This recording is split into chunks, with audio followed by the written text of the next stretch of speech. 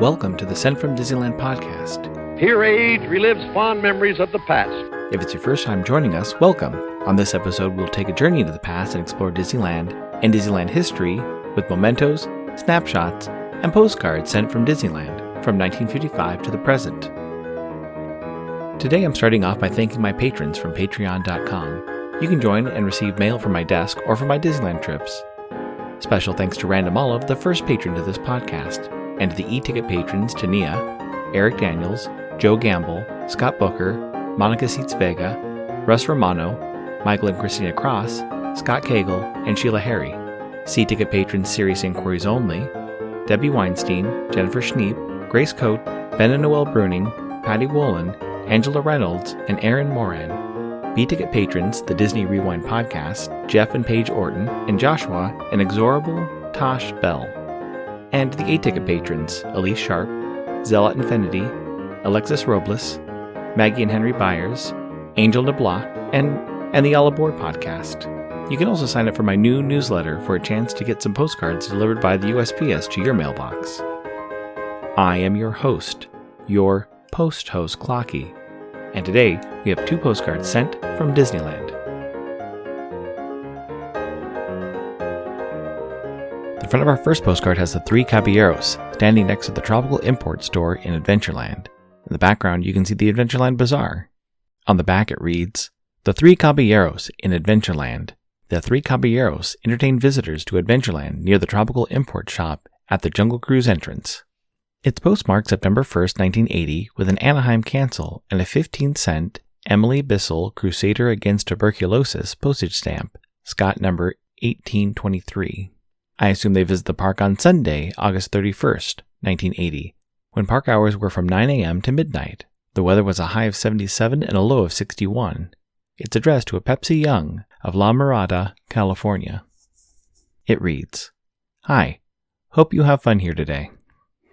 Picking up from episode 194, sent with Roland, and episode 196, sent with Yale Gracie, after the Haunted Mansion was completed, Yale and Rolly worked on fixing and enhancing Disneyland's lights. Rolly worked on Adventureland and Frontierland. He was used to refurbishing Disneyland. In his memoir, It's Kind of a Cute Story, he mentions fixing the Adventureland Bazaar. As I've mentioned in episodes 125, Sent from Here and There, and episode 157, Sent Over the Pacific, the individual shops in the Adventureland Bazaar were independently owned and operated. The independent stores were leased from 1955, and the leasing ran out in 1960.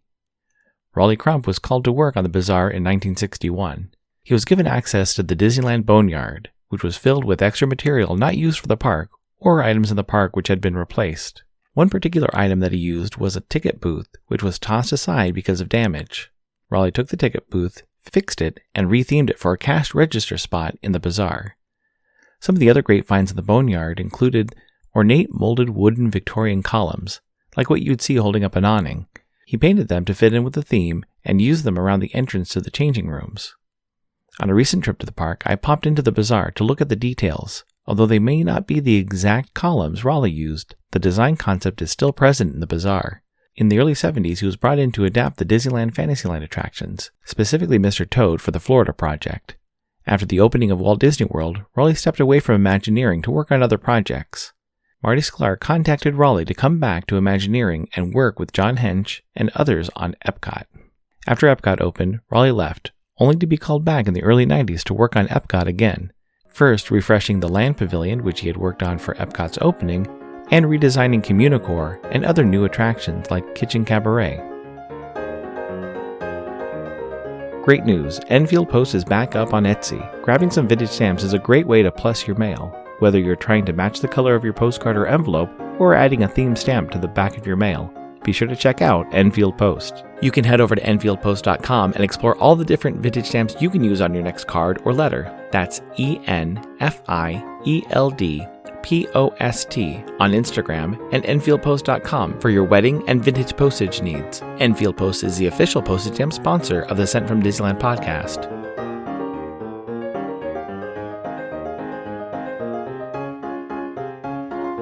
The front of our next postcard has the facade for It's a Small World. The grand clock is about to tell the time, so you can see the toy soldier drummers and the parade of children at the base of the clock. On the back it reads, It's a Small World. children of the world parade gaily to the chimes of the happiest, most imaginative timepiece ever created. It's time for a delightful cruise to the shores of neighboring lands as Bank of America presents It's a Small World. It's postmarked August 20th, 1968, with a San Juan Capistrano cancel and a 5-cent bluish-gray George Washington postage stamp, Scott number 1213. I assume they visit the park on Sunday, August 18th, 1968, when park hours were from 8 a.m. to midnight. The weather was a high of 80 and a low of 59. It's addressed to a Mrs. Roy G. Hill of Reading, Pennsylvania. It reads, Monday, 8/1968. Hi, Anne. Disneyland was fabulous. We spent 14.5 hours there today. We are staying in Hollywood, went on a tour of Universal Studios today. Fun. Guess we'll come home August 27th. We're going to cross the border to Tijuana tomorrow. Diane Boyd sends love. Love, Sadie. Raleigh also worked outside of Disneyland. A high school friend of his contacted Raleigh to do some designs for his music shop. Raleigh designed covers for manuscript paper and packaging for guitar strings. His designs for Ernie Ball are still used today. When he wasn't working for Imagineering, Raleigh consulted or designed attractions and themed areas for Knott's Berry Farm, Wet n' Wild, Circus World, and many others. He created his own design firm, the Mariposa Group, and worked on projects for shopping malls, restaurants, and casinos. He has part of the crypt dedicated to him next to Paul Frees, Ken Anderson, and Blaine Gibson at the Haunted Mansion in Florida, which reads, While Brother Roland here reposes, his soul's above, one supposes. Raleigh was made a Disney legend in 2004, and in 2009 he was honored with a Main Street window next to the Fargo's Palm Reader sign.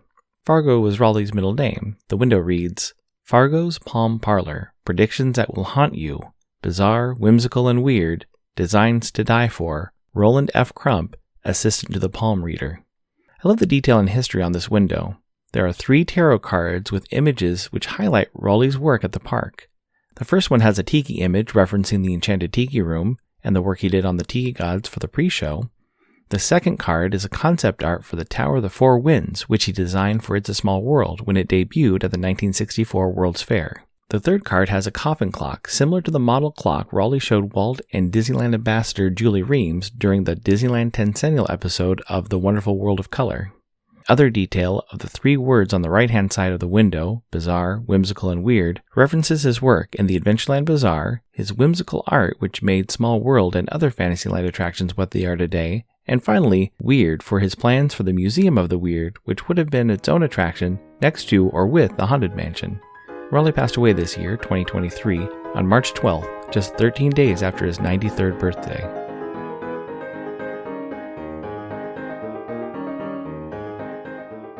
This incoming postcard is sponsored by the Art Throwdown. Art Throwdown, or ATD, is an online craft hour on Instagram, starting at 9 p.m. Eastern, 6 Pacific. Be sure to check out Monday's ATD, which is usually hosted by paper artist Russ Romano. I've seen many amazing art projects, learned about awesome postmarks, postage stamp history, and a lot more on different episodes. It's great to stop in for an hour to watch someone craft or design something unique. Each host brings something a little different to each show. I'll list some of the regular hosts, or you can follow Russ Romano 2021 on Instagram.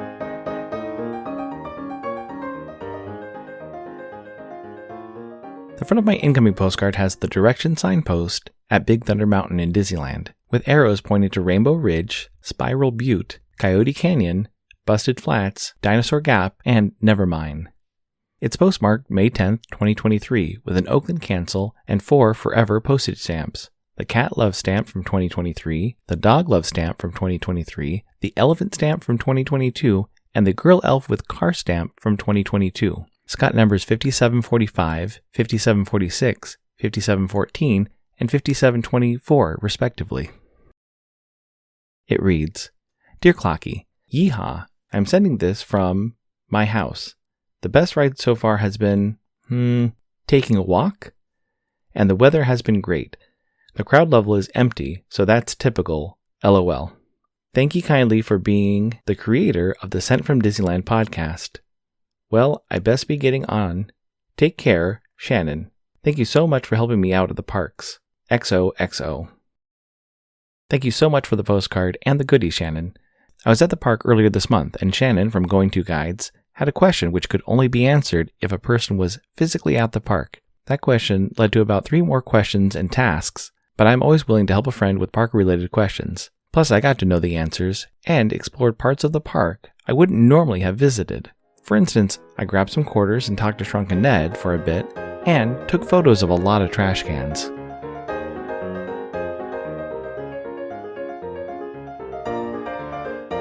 Thanks for listening to Sent from Disneyland. If you enjoyed this podcast, please subscribe and tell your friends.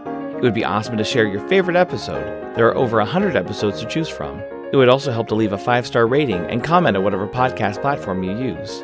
If you'd like to support the show financially, please check out our Patreon page at patreon.com/sentfromdisneyland. You can find me on Instagram and Facebook at Sent from Disneyland, or on Twitter at Sent from Disney. For questions and comments, send me a postcard addressed to Sent from Disneyland, P.O. Box 44, Hood, California, 95639. This podcast is not affiliated with Disney, the United States Postal Service, or any post office or Disney properties. Opinions expressed on this podcast belong to its host and guests of the Sent from Disneyland podcast.